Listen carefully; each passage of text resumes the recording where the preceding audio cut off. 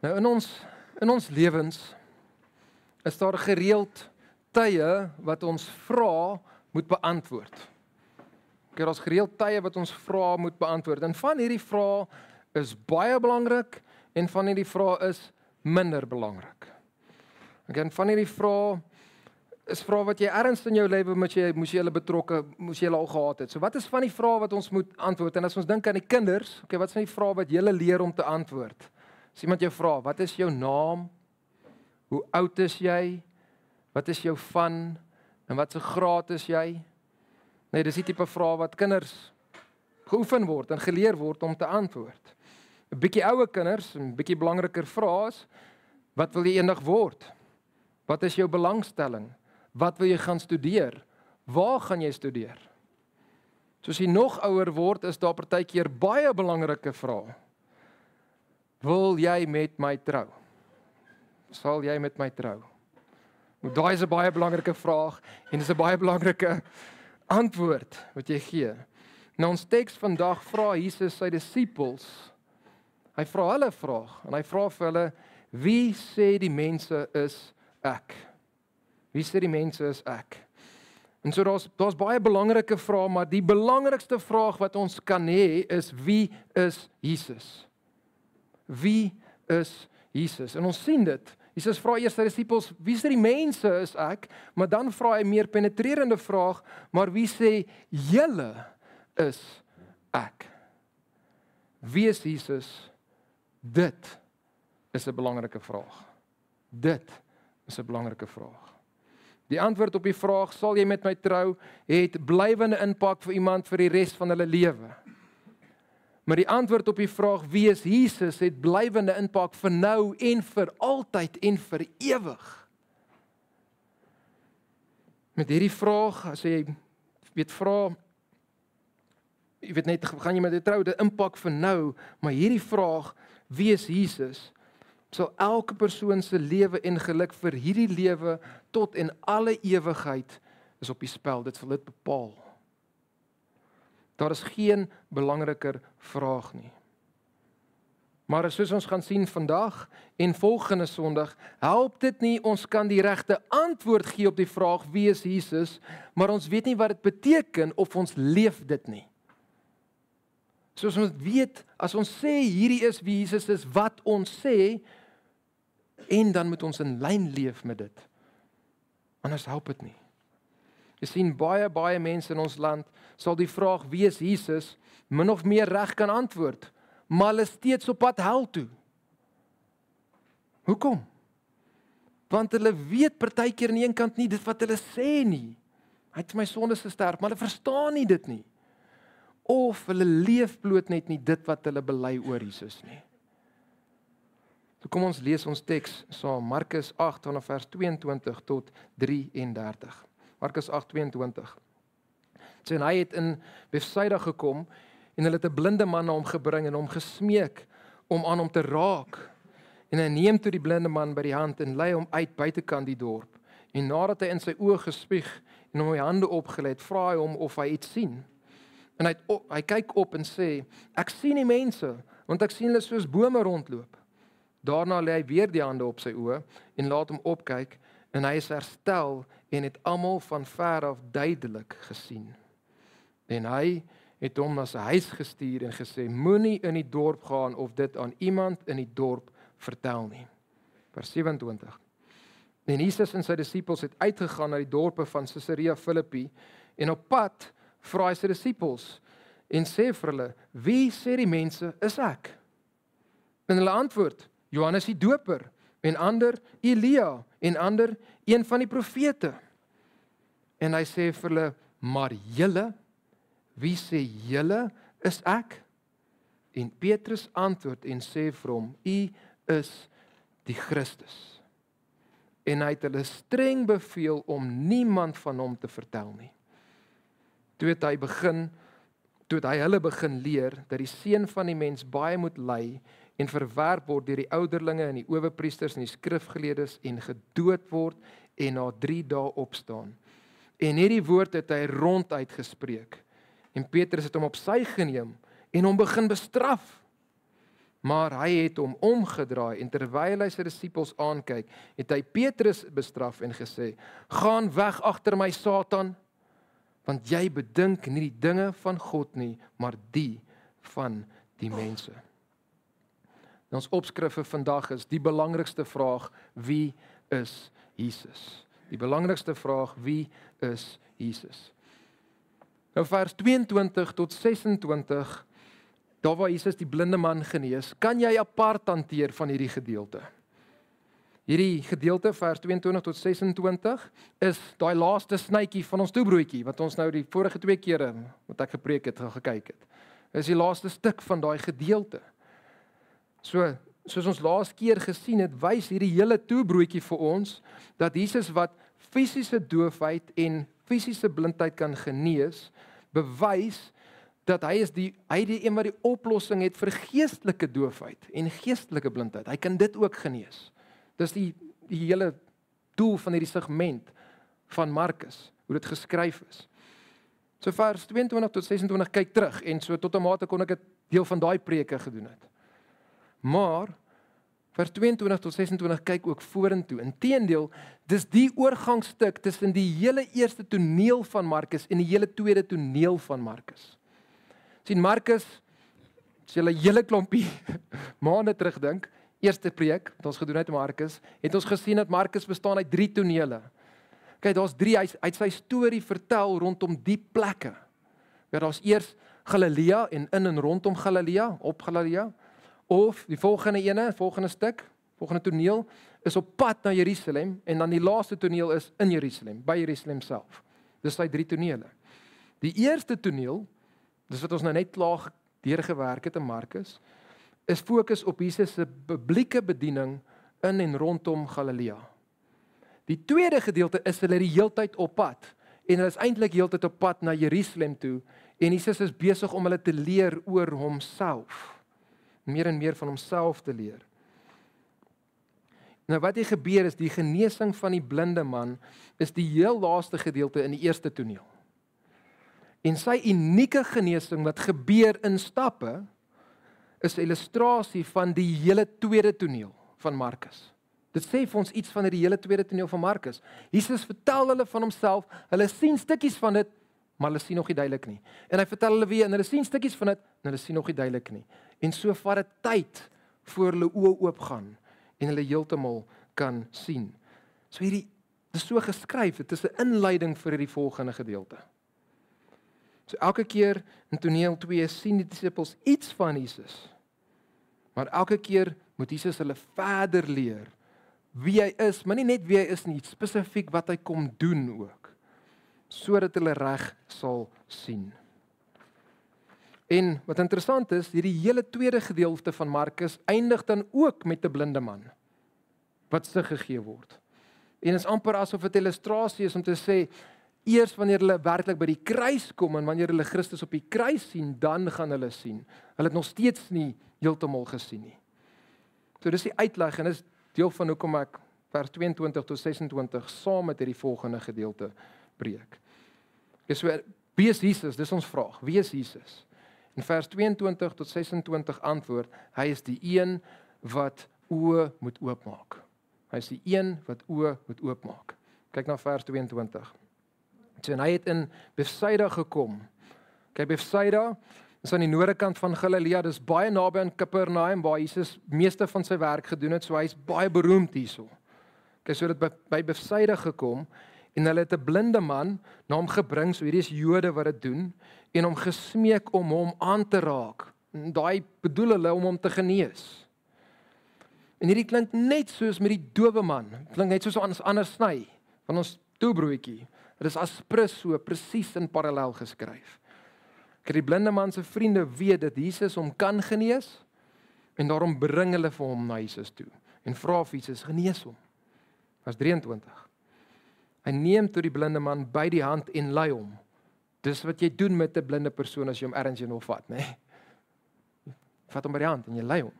En hy lei hom uit buitekant die dorp, sê dit. Presies dieselfde met die dowe man. Met die dowe man het hy hom ook uit die dorp uit gevat en hierso lei die blinde man ook uit die dorp uit. Maar hoekom? Hoekom doen hy dit? Hoekom nie genesing meer privaat doen hierso? Wel, soos ons dit al soveel kere gesien het, die mense sien reeds vir Jesus net as hierdie wonderwerker. En Jesus wil nie onnodig daai beeld net gaan nog meer versterk nie. Hulle het klaar gesien wat hulle moes sien uit sy tekens uit. Okay, so hy het nie net gekom om fisies gesond te maak, fisies siende te maak nie. Nie, hy het primêr gekom om geestelik hulle oë oop te maak, geestelik hulle te kom red, geestelik hulle gesond te maak. En verder, is die oomtelike praktiese ding ook hier, net hierna is Jesus op pad, en hy moet by Jerusalem uitkom. En in Markus is dit altyd aksie, aksie, aksie, en hulle is nou gaan op pad wees na Jerusalem toe.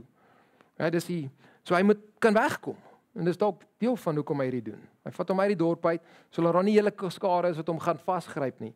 Hy's op pad kruis toe. Kyk nou na die res van vers 23. Sy nadat hy in sy oë gespoeg het, het hy hom die hande opgelê en hy vra hom of hy iets sien. So net soos met die dowe man, is hier by die blinde man spoeg betrokke. Dis dieselfde. Maar hoekom? Hoekom gebruik Jesus spoeg in die genesingsproses? Nou eerstens moet ons besef, net soos met die dowe persoon, hierdie is vir ons vreemd, maar dit is nie vir hulle vreemd nie. Okay, hierdie is vir ons snaaks, maar inteendeel, hierdie is eintlik juis vir hulle en vir hierdie dowe, hierdie blinde persoon, is dit juis nodig dat hy hierdie doen. Verder moet ons dit duidelik maak dat hierdie aksies van Jesus het niks te doen met die genesing nie. Dis nie asof Jesus nie kon genees het as hy nie sy spoeg gebruik het nie. Okay, en dit is actually deur die spoeg wat dit nee. Jesus het soveel ander keer net gesê, gaan uit demoon, wees so en dit is so. Hy het daai krag, hy hoef nie spoeg te gebruik het nie. So hy's besig om iets anders te kommunikeer. Hy's besig om met hierdie blinde persoon te kommunikeer, met die wat daar staan te kommunikeer. So net so met die dowe man is Jesus besig om vir die man te sê in hierdie aksies, ek gaan jou genees. Vertrou my, glo my. Vir iemand wat blind raak is aanraking is belangrik. En hulle vra vir hom, raak hom aan, sit jou hande op, kommunikeer met hom ook, jy gaan hom genees. So hy raak hom fisies, en hy vat fisies aan sy oë, spoeg fisies in sy oë. Dit kommunikeer iets vir hom.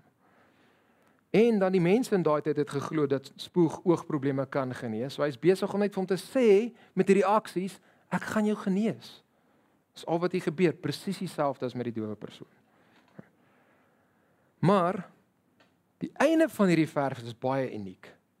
Dis anders. Elke ander keer wat Jesus genees het of demone uitgedryf het, gee hy 'n opdrag. Hy sê vir die dowe ou, gaan oop, ore. Maar hier vra hy vraag. Hy sê daar, hy vra hom of hy iets sien. Is iets unieks, iets anders hierso. Net die vraag is soortgelyk aan 'n vraag wat hy net 'n paar verse later vra, in vers 29, vra hy sy disippels, maar julle, wie sê julle is ek? Sien julle iets? Sien julle iets van wie ek is? Ons moontlike koneksie hierso. Toe Jesus raak hierdie blinde aan, hy spoeg in sy oë, hy raak hom aan en hy vra vir hom of hy iets sien. En kyk nou hoe antwoord die man wat blind is. Kyk na vers 24. So hy kyk op en sê, ek sien die mense. En hy moes daai met verbasing gesê het, weet opgewondenheid. Ek sien mense, of ek sien iets ten minste. Ek sien mense, en dan sê hy, want ek sien hulle soos bome rondloop. Maar wat bedoel hy as hy sê, ek sien hulle soos bome rondloop?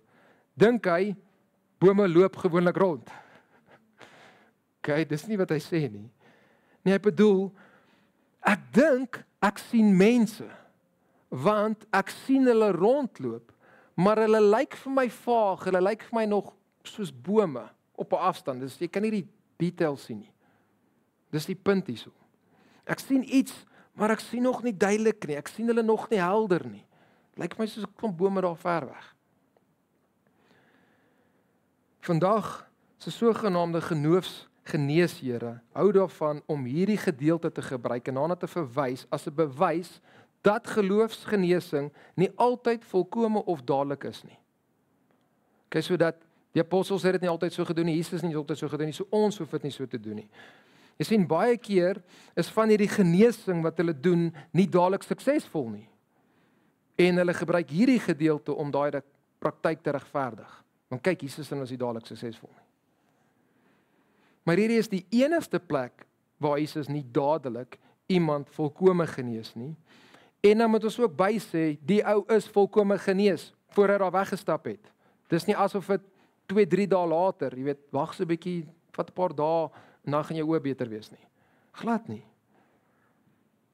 So hierdie gedeelte is nie daar om te sê geloofsgenesing kan vandag nog gebeur en dit moet oor 'n lang tydperk gebeur nie, of dit kan oor 'n lang tydperk gebeur nie.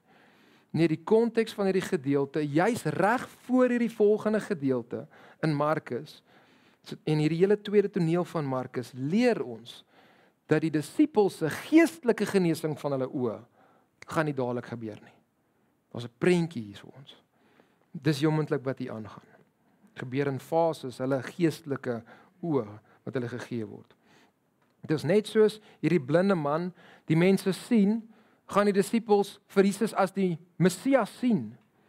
Maar hulle beeld van hom is nog nie akkuraat nie. Hulle sien dit nog vaag. Hulle sien hom as die Messias soos hierdie man die mense gesien het. Hulle lyk soos bome wat nog rondloop. Hy het nog heeltemal 'n mispersepsie van wat hy sien. So Petrus en disippels sien Jesus as die Messias. Hulle het die groot prentjie reg, maar hulle details oor Jesus as die Messias is nog heeltemal verkeerd, soos ons kan sien. Kyk na vers 25. Daarna lê hy, dis Jesus, weer die hande op sy oë en laat hom opkyk. Op die 2020 vertaling sê en hy het sy oë oopgemaak daar. En dan sê dit en hy, die blinde ou, is herstel en het almal van ver af duidelik gesien. So nou het hierdie man 2020 visie. Hy sien nou alles helder en duidelik. Hierdie is nou volkome genesing. Net soos Jesus hierdie man sy sig volkome gegee het, net so gaan hy aan sy disippels volkome sig gee. In die begin is hy sig nog nie helder nie. Kommertyd. Nou wat is deel van die toepassing vir ons hierso? 'n Toepassing wat ons kan maak uit hierdie gedeelte uit. Is nie een van ons sien vir God of Jesus of die waarheid soos ons dit moet sien nie. Kyk, ons almal se sig van die Bybel is nog vaag op plekke veral. En ons sien nie God soos ons hom moet sien nie. Ons is dus afhanklik van God om ons te help om beter te kan sien. Om Jesus beter te kan sien, om hom beter te kan sien en hom meer te kan geniet. So vra God elke keer wat jy die woord bestudeer, elke keer as jy kom luister na preek, Here, maak my oë oop, my geestelike oë oop, sodat ek U kan sien en U reg kan sien en myself reg kan sien en meer U voor kan lewe en U meer geniet. So dis 'n toepassing. Vers 26. Sê hy het hom na sy huis gestuur. So hy stuur hierdie blinde ou wat nou kan sien na sy huis en gesê, moenie in die dorp gaan of dit aan iemand in die dorp vertel nie. Kyk, weer sien ons hierdie, ons het hierdie al soveel keer in Markus gesien. Wil Jesus nie hê dat mense moet nog meer beweeg word om 'n verwronge beeld van hom te kry nie. Net te dink hy's net hier vir fisiese genesing nie. Hy het nie primêr gekom om mense fisies te genees nie. Hy het gekom sodat hy kan sterf aan 'n kruis, dat hy kan opstaan en dat hy geestelik mense kan kom genees. So wie is Jesus? Hy is die een wat oë moet oopmaak. Geestelik. Fisies ook, maar geestelik ook. En dan in vers 27 tot 33 sien ons nog 'n klomp antwoorde op wie is Jesus. Die eerste een wat ons sien, vers 27, vers 28 is, hy is meer as 'n profeet. Hy is meer as 'n profeet. In vers 27. Toe Jesus en sy disippels het uitgegaan na die dorpe van Caesarea Philippi. Maar Caesarea Philippi is min of meer 40 km noord van die see van Galilea, is hier op die bord. Die van Galilea is heel onder, daarbo is dit. Is heel wat noord. Is interessant. Want van hier af is Jesus heeltyd op pad Jerusalem toe. Maar hulle gaan eers noord. Nou hierdie is steeds in 'n area wat in Jerusalem is tegnies. Dit tel as Israel, nie Jerusalem nie, jammer. Tel as deel van Israel. Maar dit is 'n stad wat baie heidens geword het. Hulle het die natuurgod Pan aanbid wat 'n half boerbok en 'n half mens was. wat hulle aanbid het in die stad, nou soos 'n tempel vir hom gebou. En dit is regtig interessant dat in hierdie plek, hierdie plek wat so heidens is, hierdie plek wat so ver weg van Jerusalem is as wat jy basies kan kom en jy's nog in Israel, in hierdie plek bely Petrus vir Jesus as Messias. En is van hier af heel in die noorde wat hulle die pad begin volg. Heel pad Jerusalem toe, Jerusalem toe, Jerusalem toe. En Jesus leer hulle hiermee ook dat 'n ware volgeling van hom volg op die pad wat hy gewandel het. Gaan saam met hom, doen dit wat hy sê. En dis soos wat hulle op pad na hierdie plek toe stap, leer Jesus hulle oor homself. En hy vra vir hulle die vraag: wie sê die mense is ek? Wie sê die mense is ek? Jesus is besig om vir hulle te vra, wat is die populêre opinie oor my? Hoe sal mense by jou werk hierdie antwoord? Hoe gaan mense by jou universiteit hierdie antwoord? Hoe sal mense in jou skool hierdie antwoord? As jy vir hulle vra, wie is Jesus? En jy maak 'n opname daarvan, 'n sensus. Sommige sal dalk sê, hy's 'n goeie mens gewees. Ander sal sê, hy was 'n wonderlike leermeester en 'n voorbeeld. Ander soos moslems sal sê, hy was 'n profeet. Ander mag dalk sê, ek is nie seker of hy geleef het of nie. En ander mag dalk sê, hy is die seun van God. Maar dan leef hulle nie asof hy hulle God is nie. Wel, wat was die mense in Galilea se opinie oor Jesus? Wat het die opname gesê? Kyk na vers 28. Dit is hulle antwoord. Opsie nommer 1, Johannes die Doper. En ander, Elia. En ander, een van die profete. So 'n paar van die mense het saam met Herodes gestem. Herodes was oortuig, Jesus is Johannes die Doper wat uit die dode opgestaan het, nê? En van hulle is, dis hy. Ander gesê, nee, dis Elia. Onthou julle, Elia het nooit dood gegaan nie. Soos makliker, dit kan hy wees, hy het teruggekom. Ander gesê, nee, is nie Elia nie, maar is net een van die profete. Hy is ook een van die profete wat weer gekom het.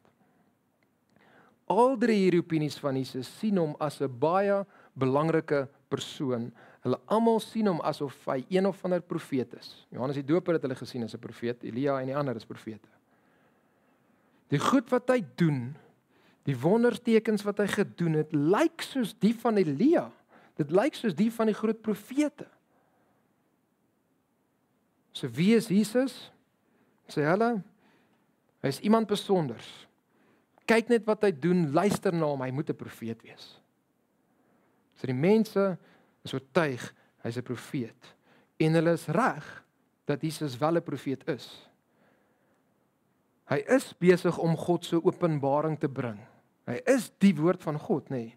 Maar hy is baie meer as net 'n profeet.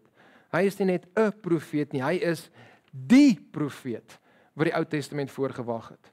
Deuteronomium 18 vers 15 het hierdie verwagting al geskep.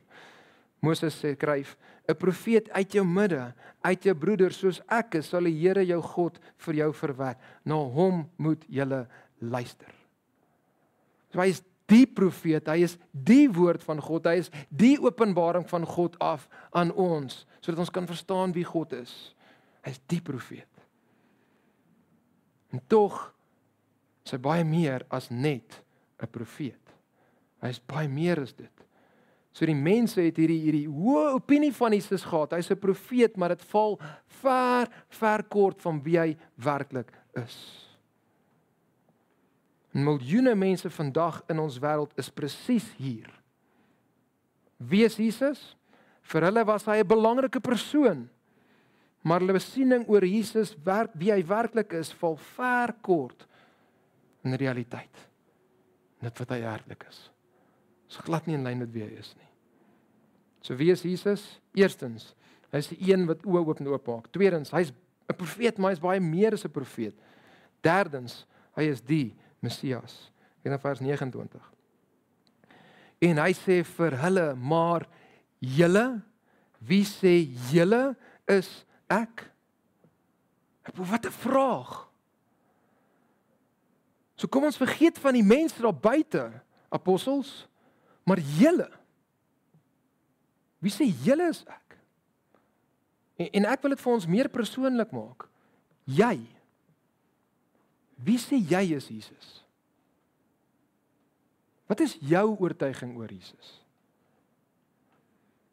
Hierdie is belangrik. En dit is belangrik dat ons elkeen seker maak ons antwoord hierdie, want onthou Judas het ook daar gestaan en Judas sou ook saamgestem het. Nou, ek dink dis my oortuiging.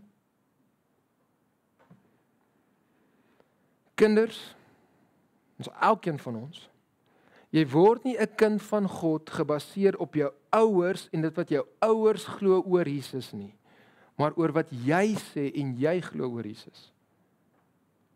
Niemand kan vir jou hierdie vraag beantwoord nie, jy moet dit self beantwoord. Jy moet self jou antwoord hê en oortuig wees daarvan. Dis soos om oogarts toe te gaan. Ja, kinders, wie van julle was al by die oogarts gewees? Was julle al by die oogarts gewees? John, was jy nog nie by die oogarts nie? Terens, jy was al by die oogarts. Was jy al by die oogarts gewees? Goed. As jy by die oogarts is en die oogarts vra vir jou, lees my daar op die bord. Okay, en as jy oud genoeg is, gaan hulle vir jou sê wat se letters, as jy nog te klein is, gaan hulle vir jou sê wat se kant toe is die i'tjie oop, nê? Is hy boontoe oop, is hy kant toe oop? Mag jou mamma antwoord. Kan sy sê dis boontoe, dis op, daai is 'n D, dis 'n F. Nee, jy moet antwoord. Jy moet self sien en jy moet self antwoord. Anders tel dit nie. Dis dieselfde, net so met Jesus. Ons moet elkeen self oortuig wees van wie ons sê Jesus is. Ons moet self antwoord. Jesus vra die vraag aan die 12 en Petrus antwoord. En hy antwoord heel moontlik vir die ander ook. Hulle sou heel moontlik almal saamgestem het. Maar elkeen moet ook self besluit. Wat glo hy? En wat het Judas besluit op die einde? So kyk dan na Petrus se antwoord op hierdie vraag. Sê en Petrus antwoord en sê vir hom: U is die Christus. U is die Messias. Christus is net die Griekse woord van die Hebreëse woord wat ons oorskryf in ons Afrikaans in as Messias. Dis dieselfde woord. Dit beteken die gesalfde een. In die evangelie van Markus, baie interessant, is hier die eerste keer wat enige iemand vir Jesus Christus noem. Markus het begin vers 1, hoofstuk 1 vers 1, om te sê die seun van God en die Messias. Dis dit, die Christus. Dit nog niemand anders het dit genoem nie. Markus het alles opgebou tot hierdie punt toe. In Markus 4, wanneer Jesus die storm stil maak, nê, dan sê die apostels is in verwondering en hulle sê, wie is hy tog? Hulle vra die vraag. Dis in die middel van die eerste toneel. In die einde van die eerste toneel, nou sien ons hierdie antwoord. En hulle begin hierdie antwoord nou kry, hulle begin meer sien. Wie is hy? En hulle antwoord, hy is die Christus, hy is die Messias, hy is die gesalfde een, hy is die uitverkore een van God. Die een waarvan die hele Ou Testament oor en oor gepraat het. Die hele verhaal het opgebou na hierdie persoon toe wat gaan kom, die Messias. Luister na 1 Petrus 10, 1 Petrus 1, vers 10 tot 12. Sy aangaande hierdie saligheid, hierdie evangelie, wat gaan oor hierdie persoon, hierdie profete wat geprofeteer het oor die genade wat vir hulle bestem is, ondersoek en nagevors. Hierdie ouens het goed geprofeteer en hulle wil meer weet. Ons wil weet wie, ons wil weet wanneer, ons wil meer verstaan. En dit nagespeur op watter of hoedanige tyd die fees van Christus wat in hulle was gewys het. So wanneer? Toe hy vooruit getuig het van die lyde wat oor Christus sou kom en die heerlikheid daarna, eers lyding dan heerlikheid. Dit was duidelik in die Ou Testament. Vers 12. Aan hulle is geopenbaar dat hulle nie vir julle nie, maar vir ons die dinge bedien. So hulle het geweet, dis nog lank, is nog 'n tydperk. Ons die dinge bedien, wat julle nou aangekondig is deur die wat die evangelie aan julle verkondig het in die Heilige Gees wat van die hemel gestuur is. En dan sê hierdie dinge waarin die engele begeerig is om in te sien. So die ou profete het almal gesê, ons wil sien, ons wil weet wie hierdie mense is. Die engele is besig om te kyk en sê, wie gaan dit wees? Ons kan nie glo hierdie verhaal nie. En hier staan hy voor hulle. Hy het gekom. Hy is die Messias. En Markus het opgebou tot by hierdie punt. Al die tekens, al die wonders, dit alles het gewys dat Jesus is die Messias. En van hier af is die fokus in Markus, wat beteken dit dat hy die Messias is? Wat beteken dit dat hy die Messias is? Ek is die Messias, ja, maar wat beteken dit? Die res van Markus verduidelik dus wat die Messias moet kom doen en wat dit beteken om hom te volg. So dit gaan vir ons verduidelik, nie net wie hy is nie, maar wat sy werk is en wat dit dan beteken vir ons. Moet ons dan lewe as hierdie die tipe Messias is wat hy is?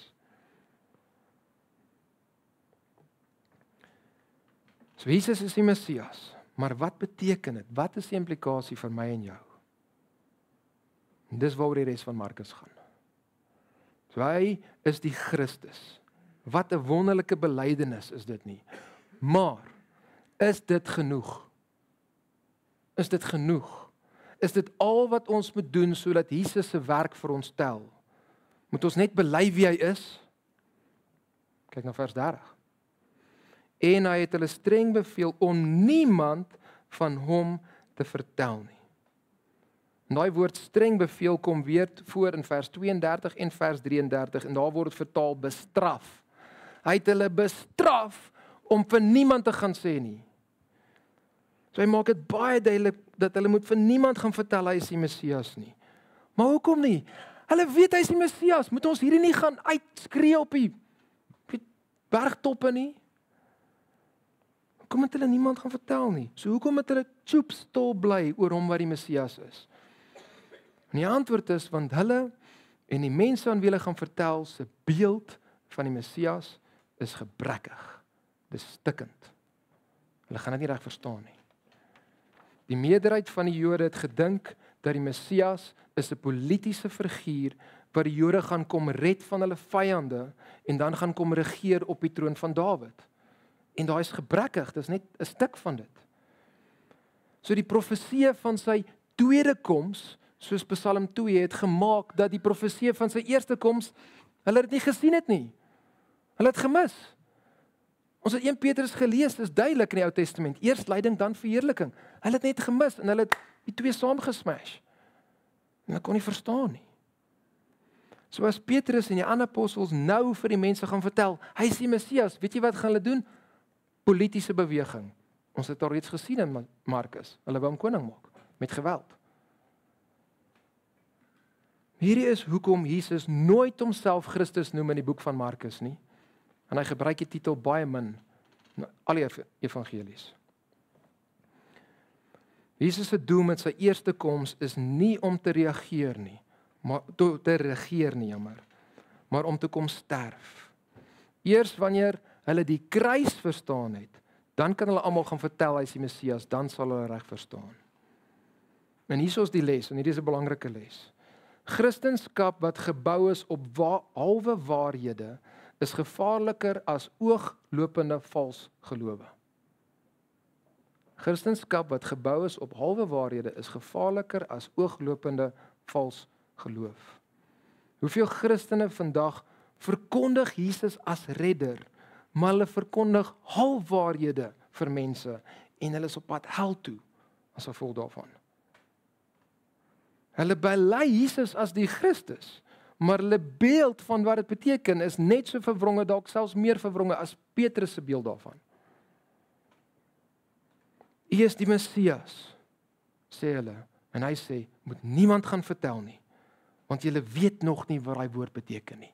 Bly stil. So wie is Jesus? Hy is die een wat oë moet oopmaak. Hy is meer as die profeet, maar hy kom en hy bring God se waarheid vir ons. Hy is die Messias, maar hierdie is nog nie genoeg nie.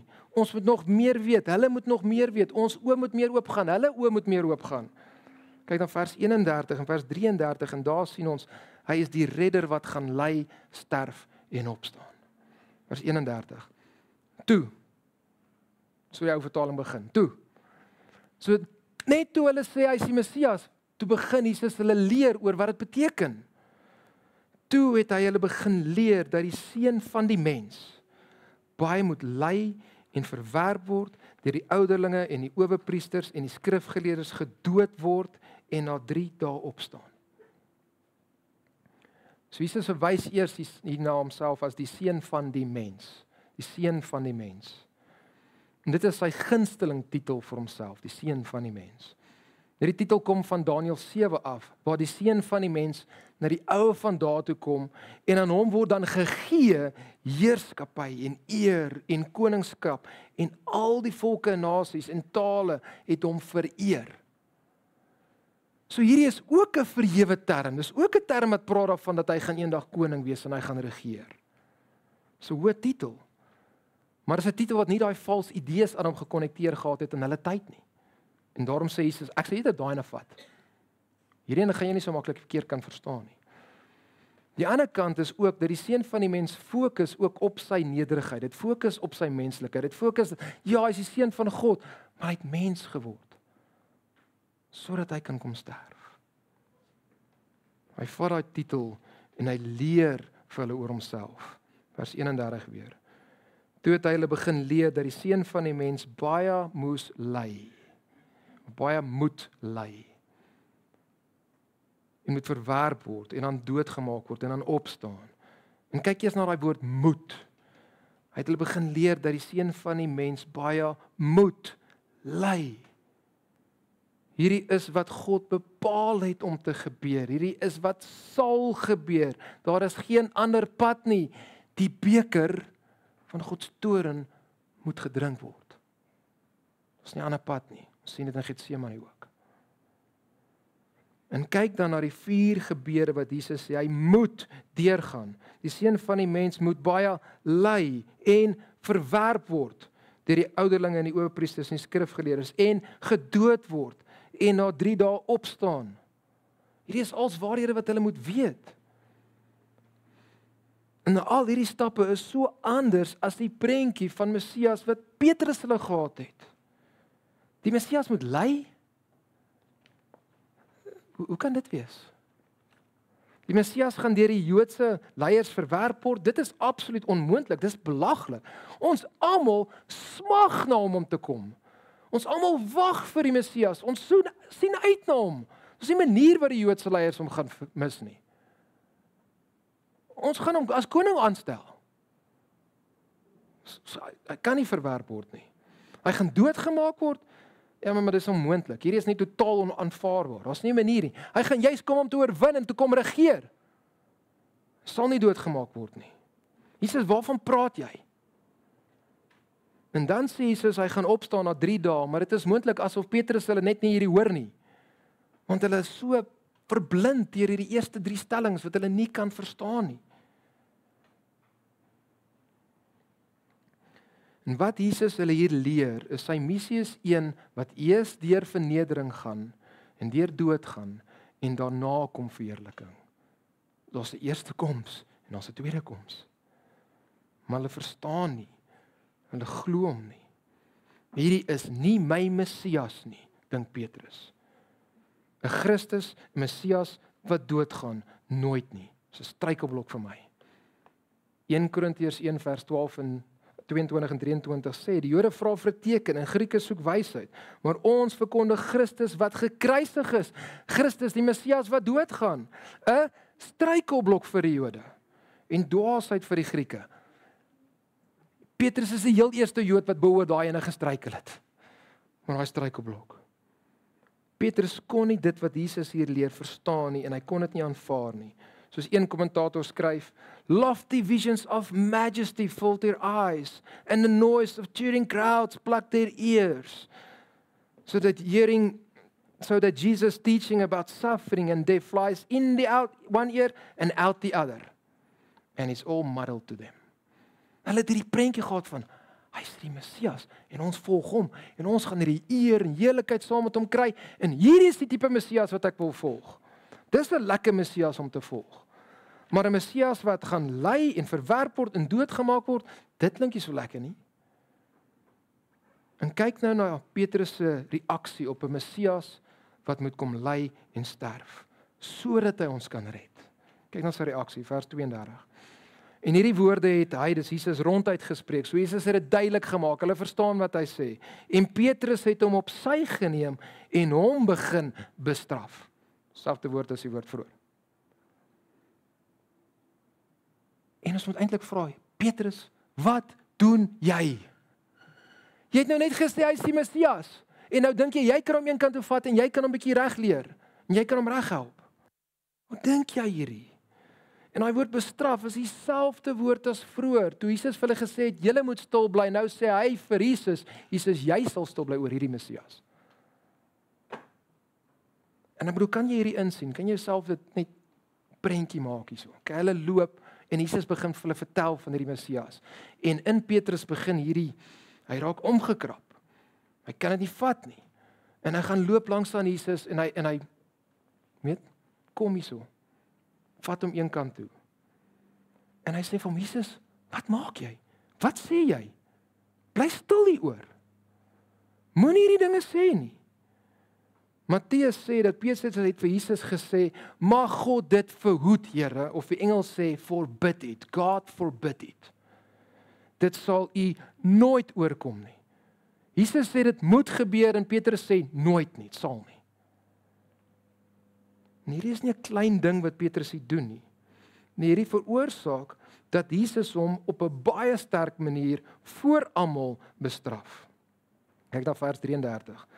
Maar Jesus het hom omgedraai en terwyl hy die disippels aankyk, so hy's besig om, julle almal weet dat Petrus eintlik hierdie met my kom praat het oor. Julle weet en ek gaan vir julle almal nou hierdie wys. So hy kyk na hulle en hy praat met Petrus. So het hy Petrus bestraf, weer dieselfde woord, en gesê, gaan weg agter my Satan. Get behind me, Satan, sê van die Engels. Want jy bedink in die dinge van God nie, maar die van die mense. Maar daai is hard. Hy noem vir Petrus Satan. Met hierdie optrede van Petrus is hy besig om so Satan te wees en in Jesus se pad te staan. Die 83 vertaling kommunikeer hier beter, sê moenie in my pad staan nie, Satan. So kom uit my pad uit, kom agter my in.